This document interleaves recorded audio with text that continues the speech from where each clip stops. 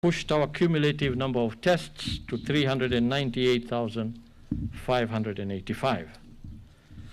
Among these 266 cases that we are reporting today, all of them are Kenyans, with the exception of 4 who are foreigners. 178 of them are males and 93 are females. The youngest case is a 1-year-old baby and the oldest is 80 years old. The distribution of the cases by counties is as follows. As usual, Nairobi leads with 99 cases, Kiambu with 20, Laikipia with 20, Migori with 18, Uasin Gishu 18, Busia 12, Lamu 11, Samburu 11, Turkana 10, Kajiado 9, Makueni 4, Garissa 4, Nakuru 4, Mombasa 3, Machakos 3, Muranga 3, Kisumu 3, Kilifi 3, Taita Taveta 3, Tana River 3, Nandi 2, Nyeri 2, Marsabit 2, Kirinyaga 1, Vihiga 1, Embu 1, and Kitui 1. I'm happy to inform you also that 208 patients have recovered from the disease. From this number, 161 have been released from the home-based care program, while the remaining 42 were discharged from various hospitals where they were receiving care. This brings the total number of recoveries to 17,368. And I want to take this opportunity to extend our greatest appreciation to our healthcare workers for this great achievement. On a sad note, 5 patients have succumbed to the disease, bringing our total fatality to 487. We send our sincere condolences to the families and friends of those who have lost their loved ones.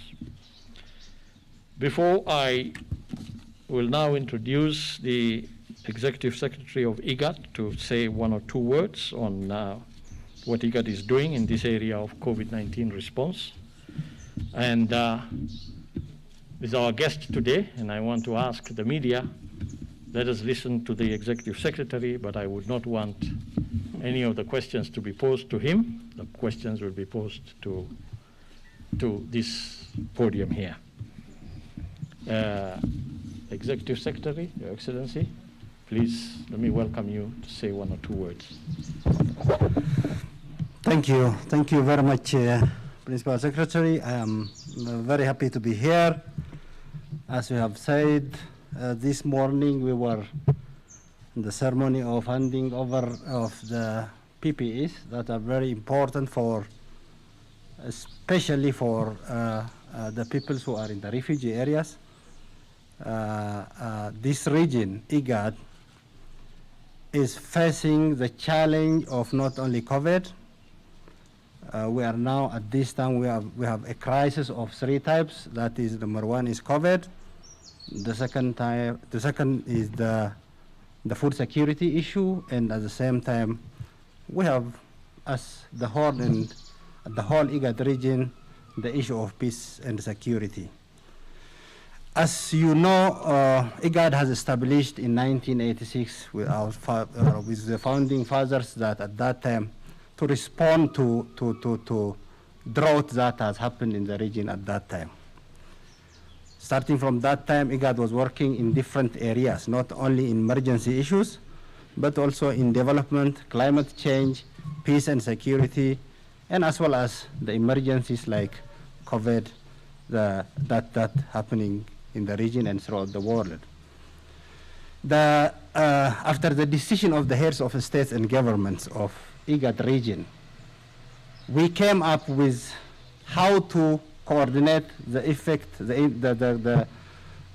of the member states, because we share common border, we share the people go from one border to other area, we have transport connections, and so on and so on. So no one is immune.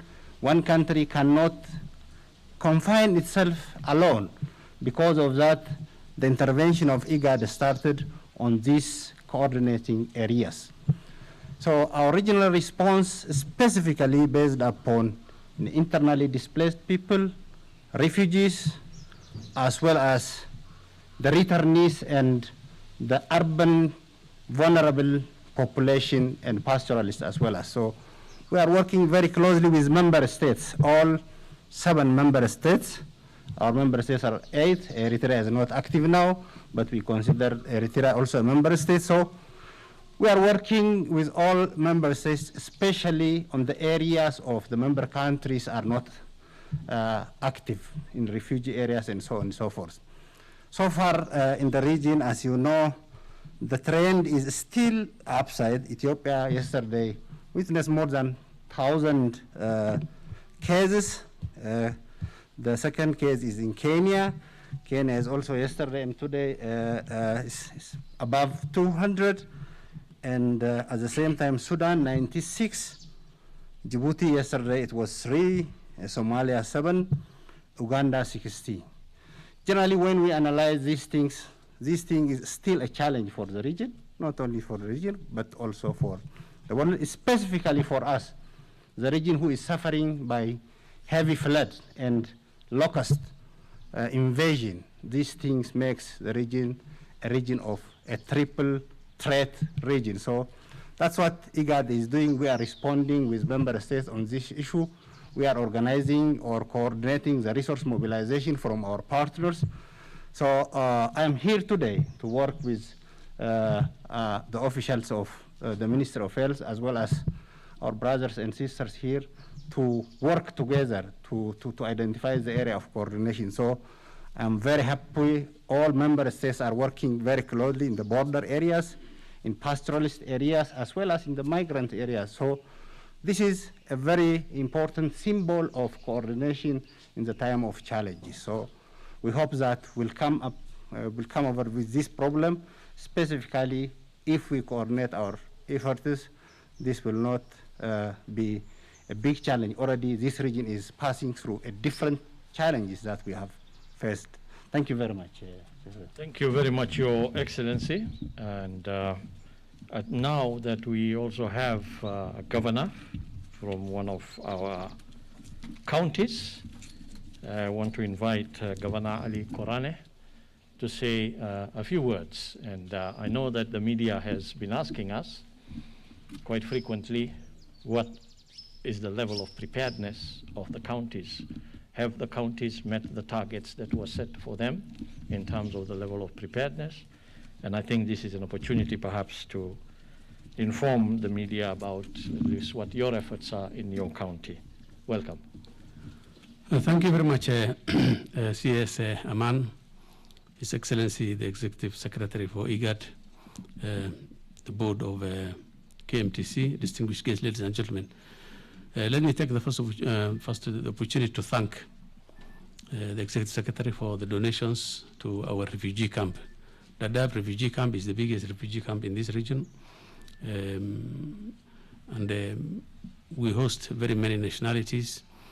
In terms of the infections in the county, 80% of the infections in Garissa County are from the refugee camps, the Dadaab complex. So this help and of PPEs is going to go a long way in the prevention of further infections in our camps. Secondly, I would like to congratulate the Minister of Health. I think so far,